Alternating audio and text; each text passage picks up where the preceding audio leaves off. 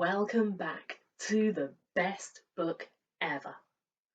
Last week, we saw how close Mary and Elizabeth were as we learnt about the birth of John. This week, we're going to see what happened when Joseph found out about the baby. Let's begin by turning to Matthew chapter 1, verses 18 to 25. The birth of Jesus took place like this. His mother Mary was engaged to be married to Joseph. Before they came to the marriage bed, Joseph discovered she was pregnant. It was by the Holy Spirit, but he didn't know that. Joseph, chagrined but noble, determined to take care of things quietly so Mary would not be disgraced. While he was trying to figure a way out, he had a dream.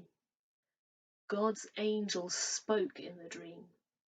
Joseph, son of David, don't hesitate to get married. Mary's pregnancy is spirit conceived. God's Holy Spirit has made her pregnant. She will bring forth a son to birth.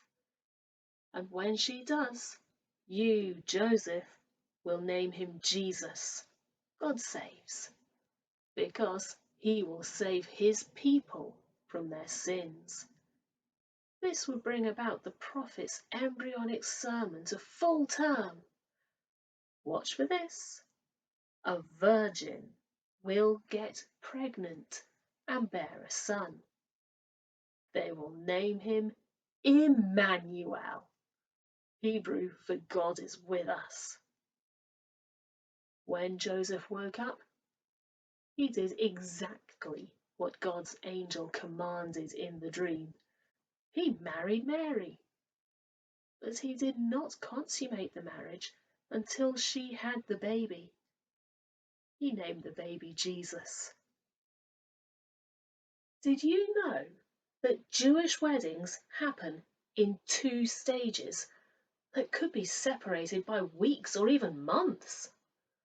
The first stage is a bit like getting engaged, only it's a legal contract where the couple are treated as if they are properly married, but are not allowed to act like it by living together or having children. The second stage completes the marriage contract. It includes a big party, and after this, the couple are allowed to live together, have children, be a proper family. This is why some translations state Mary and Joseph were already married, while others state they were only engaged or betrothed. They had completed the first stage of getting married and were waiting for the second. Anyone who saw Mary was pregnant would assume it was Joseph's and would strongly disapprove of the fact they could not wait a little longer until they'd completed the second stage of marriage. This would ruin Joseph's reputation as a godly man and could make it challenging for him to find work. It's understandable that he would want to clear his name by undoing the first stage of marriage by divorcing Mary. Interestingly, he could have chosen to make a public example of Mary, even going so far as to have her and the unborn child stoned to death. Instead, he planned to separate from her as quietly as possible. He still loved Mary and knew her to be a godly woman. He could not understand what had happened or what she told him about this being the Son of God. So he took the least bad option he could see. Fortunately, Joseph, like his namesake with the colourful coat, believed in dreams and that God used them to communicate with people. When the angel spoke to him in a dream, confirming what Mary had said. Joseph obeyed, despite the social consequences. His priority was to obey God in all things. We could do to learn from this and to follow his example. One final controversial point on this extract, especially if you're a Catholic. Look at verse 25.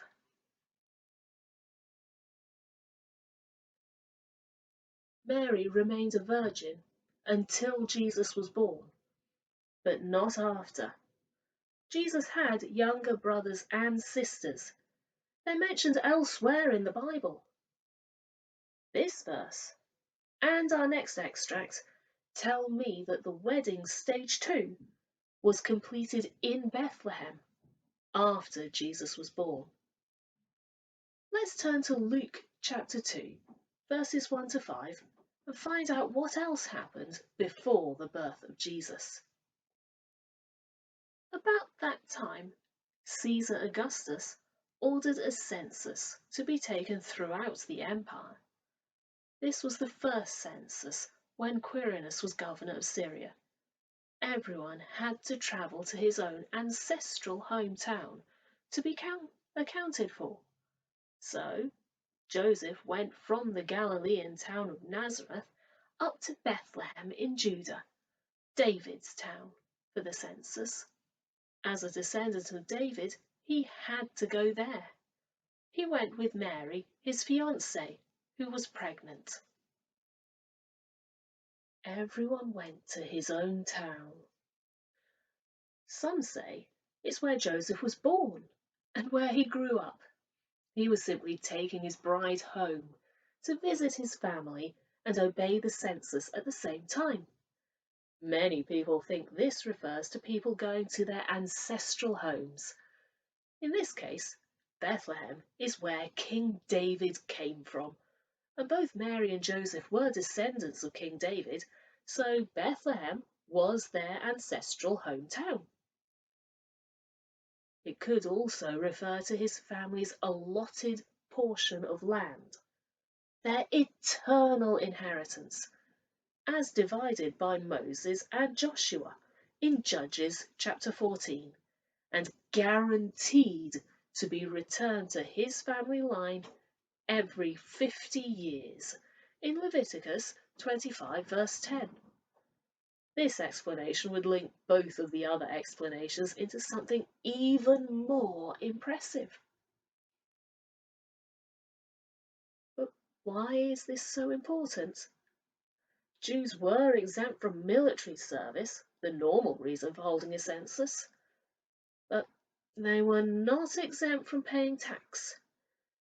In order to register, Rome required the people to return and register in their hometown, the town they had a permanent dwelling in.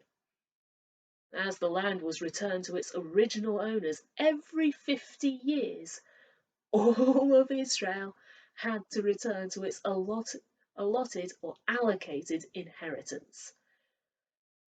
I've heard people ask why Mary had to travel so close to giving birth.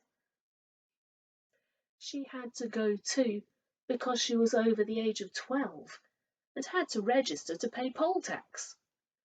Joseph couldn't register on her behalf, nor could she register in Nazareth, as she was not descended from Naphtali, and her permanent inheritance was not there.